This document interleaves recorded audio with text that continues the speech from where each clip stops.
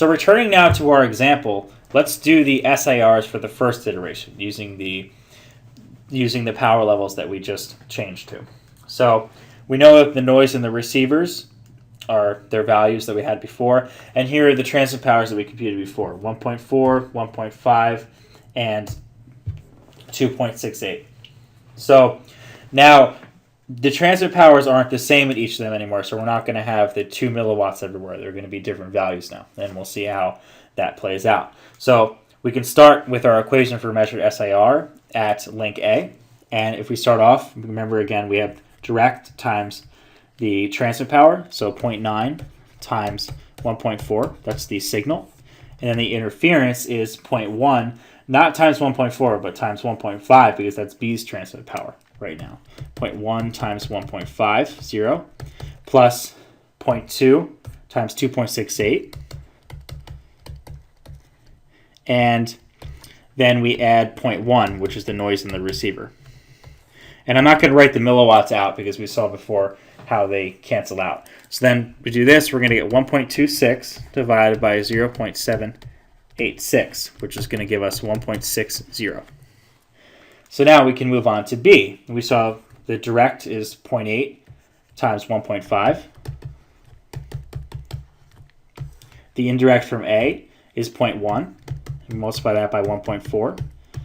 Plus the indirect from C, which is 0.1. You multiply that by 2.68. And then we add 0.2 onto that.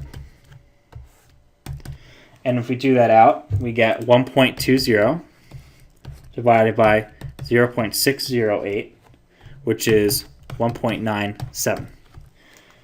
Now let's move on to C.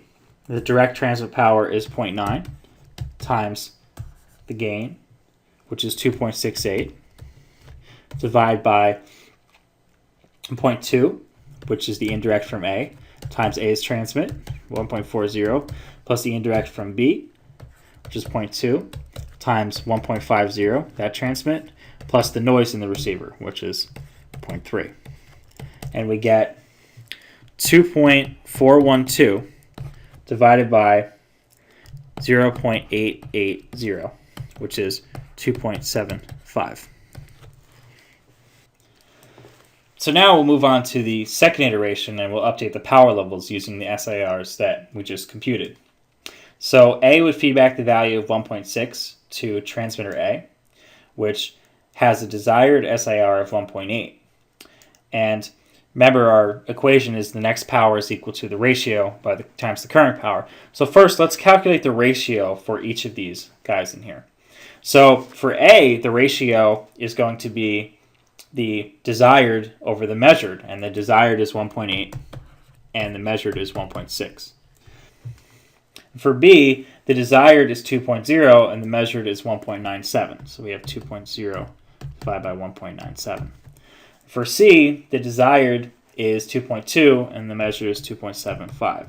So it's 2.2 divided by 2.75.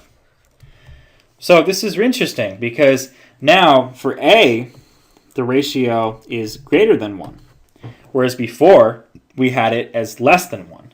For B, it's greater than 1, whereas before it was less than 1. And for C, it's less than 1, whereas before it was greater than 1. So they've switched, and now we expect A and B's transmit powers to go up because their SIRs is too low, and C's transmit power to go down because its SIR right now is too high. So this is a process of overshooting and undershooting, which will likely occur many times until we hit the equilibrium levels. So we've undershot for A and B because we're too low, and we've overshot for C because the SIR is too high. And so this we expect it to look something like this, where each of the SIRs will kind of go like this over time until they eventually hit where they need to be. So now let's do these power updates, which we can. So the transmit powers for A, B, and C are 1.4, 1.5, and 2.68 respectively. So we can take 1.8 divided by 1.6, multiply that by 1.40, and we would get 1.58 milliwatts to be the new power level. Multiply this by 1.50, and we get 1.52, so really close. So you see B is very close to where it needs to be. This power level didn't change much at all because of that. And then for C, multiply this by 2.69, and we get 2.15 milliwatts. So that's how the updates are computed.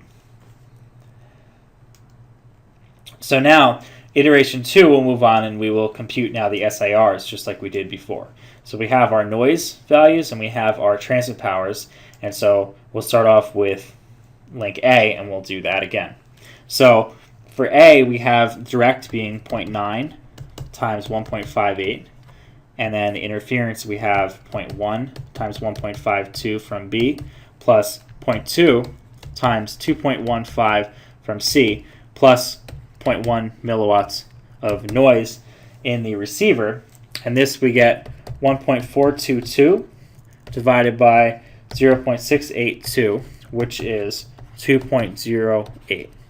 Now for B, we have a direct of 0.8 times 1.52, indirect or interference of 0.8 times 1.52 plus 0.1 for C times 2.15 plus 0.2 of noise. And for that, we get 1.216 divided by 0.573, which is 2.13. And then for C, we have a direct of 0.9 times 2.15, and we divide that by the indirect, interfering, 0.2 times 1.58 plus 0.2 times 1.52 plus the noise of 0.3. And we do that out, we get 1.935 divided by 0.920, which is 2.10.